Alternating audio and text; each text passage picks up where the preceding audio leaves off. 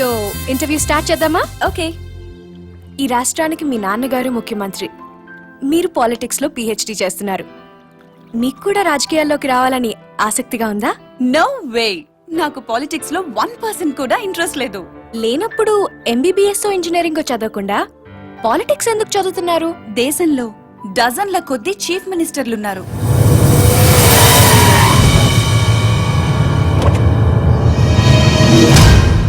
వేలల్లో ఎమ్మెల్యేలున్నారు. గల్లీ గల్లీకో లీడర్ పుట్టుకొచ్చాడు. అయినా ఈ రోజుకి ఆకలి చావులున్నాయి, రైతుల ఆత్మహత్యలున్నాయి. ఎందుకిలా జరుగుతుంది?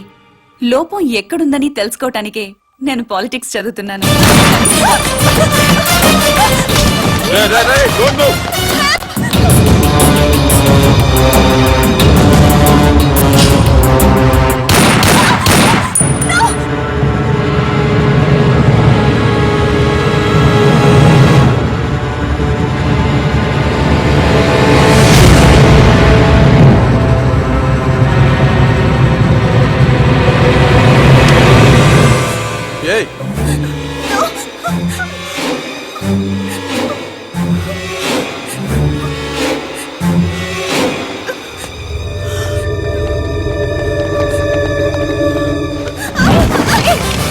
అమ్మాయి ఎవరో తెలుసా?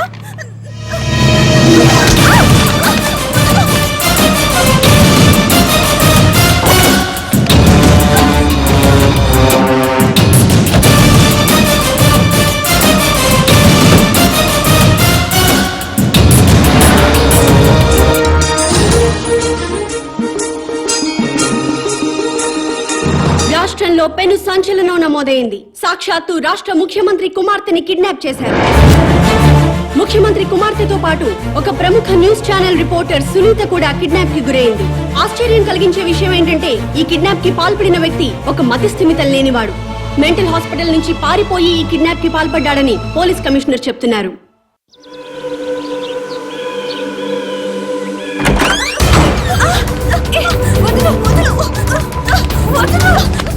ఎక్కడికి తీసుకెళ్తున్నావు?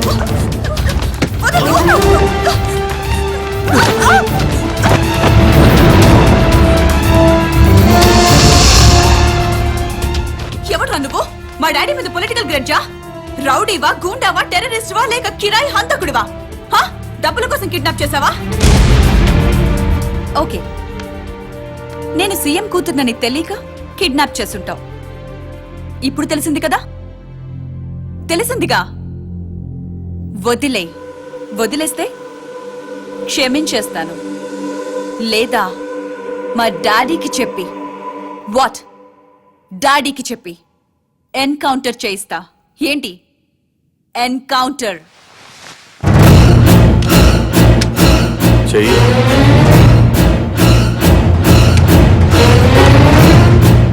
బాస్ ఎన్కౌంటర్ చేయమన్నారు, చేయాలి కదా.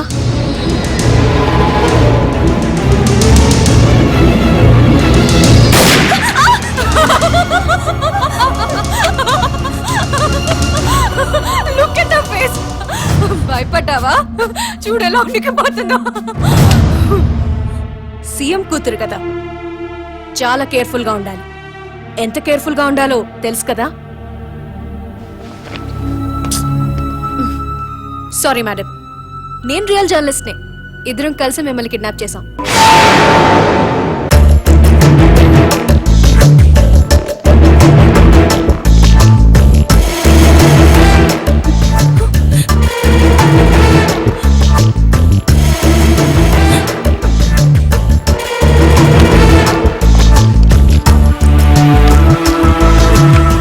Best of luck.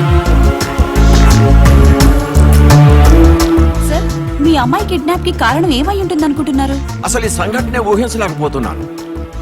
నాకు కానీ మా కుటుంబానికి కానీ ఎవరితోనూ వ్యక్తిగత కక్షలు లేనే లేదు.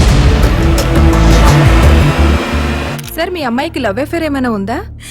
ప్రేమ గీమ ఏమీ లేదు. రాజకీయ కక్షలుండే అవకాశం ఏమైనా ఉందంటారా? నాకు శత్రువులు ఎవరూ లేరు. దర్యాప్తు పూర్తయిన తర్వాత వివరాలు మీకు తెలియజేస్తాను.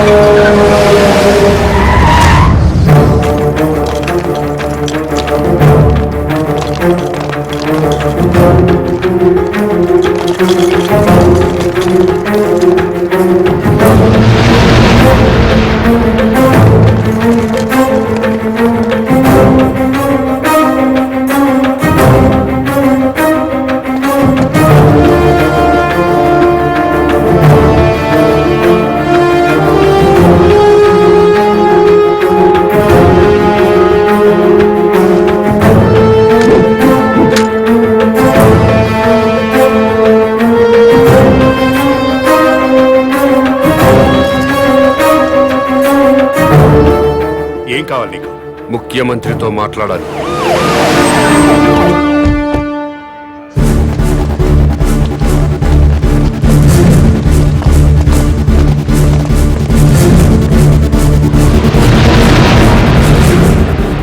నీ డిమాండ్స్ ఏమిటి?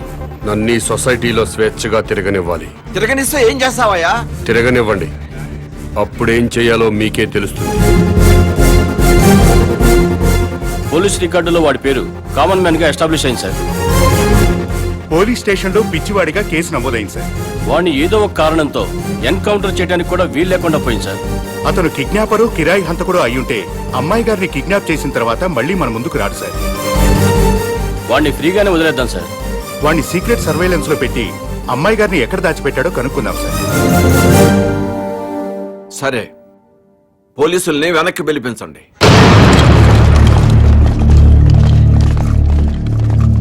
ఇక్కడంతా ఏదో మిస్టరీగా ఉంది దీప్తి. కిడ్నాపర్ ని వెంటనే అరెస్ట్ చేసే అధికారం ఉన్నా పోలీసులు ఎందుకు మౌనంగా ఉన్నారో, ముఖ్యమంత్రి ఎందుకు యాక్షన్ తీసుకోవటం లేదో అంతా మిస్టరీ అనే చెప్పొచ్చు దీప్తి. వాడు ఏ యాక్టివిటీ కోసం పబ్లిక్ లోకి వచ్చాడో సీక్రెట్ సర్వేలెన్స్ పెట్టండి. వాడిని ఫాలో అవ్వండి Sriram. Okay sir. Sir police రికార్డుల్లో మీకు మెంటల్ అని ఉంది, మరి చూడడానికి బాగానే ఉన్నారు. సీఎం గారి కూతురుతో పాటు జర్నలిస్ట్ ఎందుకు కిడ్నాప్ చేశారు? సునీత మీకు ముందే తెలుసా? ఇక్కడ ఏమైనా గుడి ఉందా? లేదండి, వైన్ షాప్ ఉంది.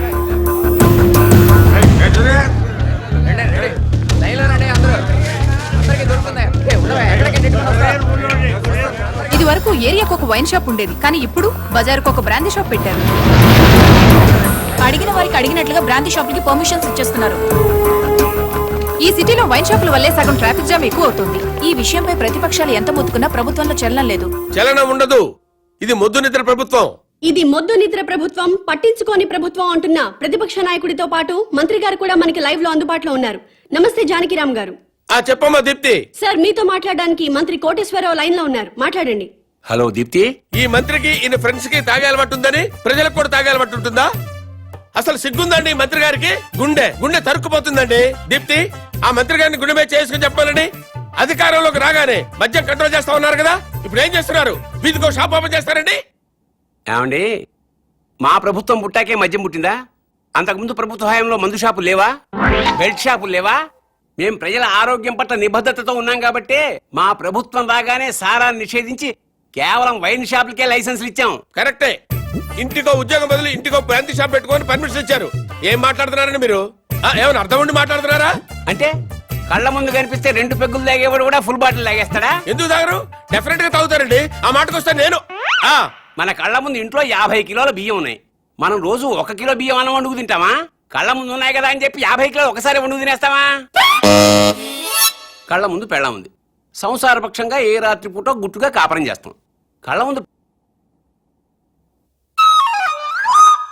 కత్తులు ఆయన పొడి చేసుకుంటామా? కళ్ళ ముందు బార్బర్ షాప్ ఉందని అదే పనిగా గడ్డాలు తీసేసుకుంటామా? హలో హలో, ప్రజల్లో పద్ధతి క్రమశిక్షణ ఉండాలి గాని కళ్ళ ముందు కనిపిస్తే నాశనం అయిపోతారా? అదే హలో హలో, ఏంటా చివరి మొక్కలు వినపట్టలేదు? జానకిరామ్ గారు. వినపట్టలేదమ్మా, నాకు వినపట్టలేదమ్మా. జానకిరామ్ గారు, మాకు మీ మాటలు వినిపిస్తున్నాయి. ఇంపార్టెంట్ పాయింట్ వచ్చేసరికి కనెక్షన్ డిస్కనెక్ట్ అవుతుందమ్మా. వినిపిస్తోంది జానకిరామ్ గారు, మాట్లాడండి. హలో హలో, కట్ అయిపోయిందమ్మా, ఇక్కడ కట్ అయిపోయింది. ఏం దీప్తి, ప్రతిపక్ష నాయకుడు పారిపోయాడా?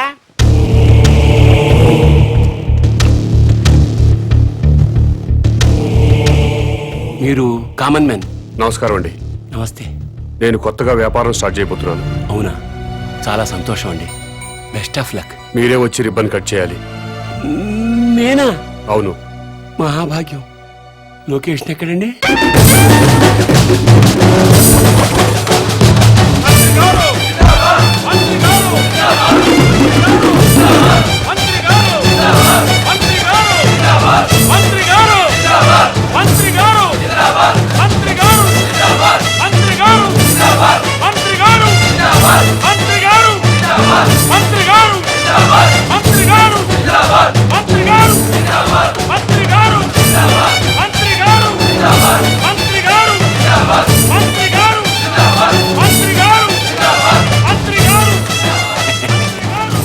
ముహూర్తం టైం అయిపోతుంది. ముందుగా నేమ్ బోర్డు ప్రారంభోత్సవం చేయండి. ఈ కామన్ మ్యాన్ గారు చేపట్టిన వ్యాపారం నా చేతుల మీదుగా ప్రారంభమవుతున్నందుకు ఆనందపడుతూ గర్వపడుతూ తన్మయత్వం చెందుతూ లాగుతున్నాను. చప్పట్లు కొట్టండి, కొట్టండి, కొట్టండి అయ్యా.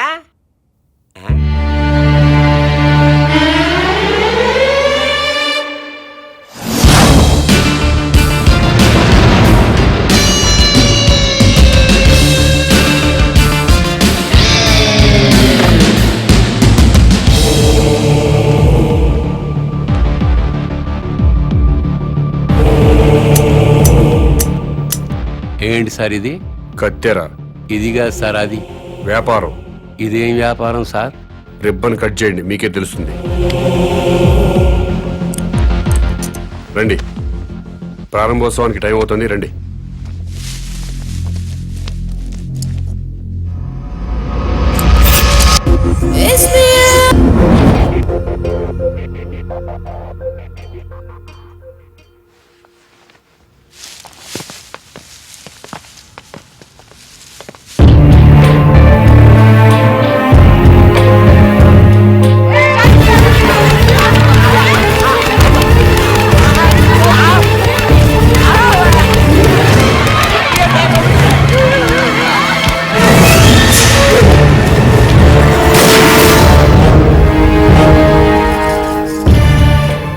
ఆవేశపడ్డం మాని మీకొచ్చిన బాధ ఏంటో చెప్పండి, సమాధానం చెప్తాను. నువ్వు అసలు మనిషివా పశువా? నువ్వు మంత్రివా బ్రోకర్వా? ఏ విధమైన ఇలాంటి వ్యాపారం పెడతాడా? ఆడదాన్ని ఉసురు పోసుకుంటే నాశనం అయిపోతావురా. ఈ వ్యాపారం పెట్టుకుంటే ఏంటి తప్పు? సొసైటీ నాశనం అయిపోతుందిరా ఎదవా. ఆరోగ్యాలు నాశనం అయిపోతాయిరా. ఏడ్సొచ్చి జనాలు శవాలైపోతారా. బ్రాందీలు విస్కీలు తాగి జనాలు శవాలు కాటలేదా? ఆడవాళ్ల తాళిబుట్లు తెగట్లేదా? తాగిన మొత్తులో కన్న కూతుళ్ళనే రేప్ చేసిన వాళ్ళు లేరా? మరి మీరు ఈ బ్రాందీ షాపులు ఎందుకు మూయించటం లేదు? దేశం మొత్తం మందు అనేది లేకుండా ఎందుకు చేయట్లేదు? ఈ సిగరెట్లు తాగి ఊపిరితిత్తులు పాడైపోయి చాలా మంది చస్తున్నారు. పాన్ పరాగులు గుట్కా ప్యాకెట్లు తింటున్నారు. ఎంతో మంది నోటి క్యాన్సర్తో చస్తున్నారు. వీటిని బ్యాన్ చేయమని మీరు ఎందుకు ఉద్యమాలు చేపట్టడం లేదు? ఈ సమాజంలో వ్యభిచారం ఎంత ప్రమాదమో బ్రాందీ సిగరెట్లు గుట్కాలు కూడా అంతే ప్రమాదం. మీరు ప్రజలు మేలు కోరే ప్రజా సంఘాలు అయితే వీటన్నిటినీ దేశంలో లేకుండా చేయండి. అప్పుడు నేను ఈ వ్యాపారం మానుకుంటాను. మీరు చెప్తున్న మందు షాపులు, సిగరెట్లు, గుట్కా వ్యాపారాలు ప్రభుత్వ పర్మిషన్ తీసుకుని లీగల్ గా పెట్టుకునేవి. మీ వ్యాపారానికి పర్మిషన్ లేదే. నాకు కూడా పర్మిషన్ ఇప్పించండి సార్. ప్రభుత్వం పర్మిషన్ ఇచ్చాక పెట్టుకోండి, అప్పటిదాకా మూసుకోండి. ముందుగా ప్రభుత్వ పర్మిషన్ లేకుండా అక్రమంగా కట్టుకున్న ఇళ్లను క్రమబద్ధీకరణ చేయట్లేదా? అలాగే నా వ్యాపారాన్ని కూడా క్రమబద్ధీకరణ చేయండి. త్వరలో ఈ వ్యాపారానికి స్టేట్ మొత్తం బ్రాంచీలు పెడుతున్నా. బెల్ట్ షాపులు కూడా తెరుస్తా. ఈ వ్యాపారానికి belt షాపులా? Don't ask where I am. Yes, I'll let you know everything detailedly. Hello, ఏంటి? టాయిలెట్ కి వెళ్ళాలి. వెళ్ళు. బాంబుతో ఎలా వెళ్ళను?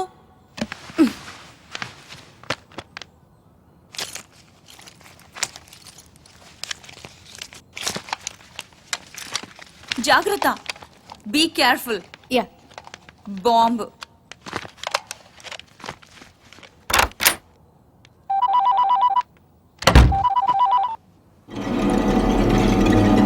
అవును.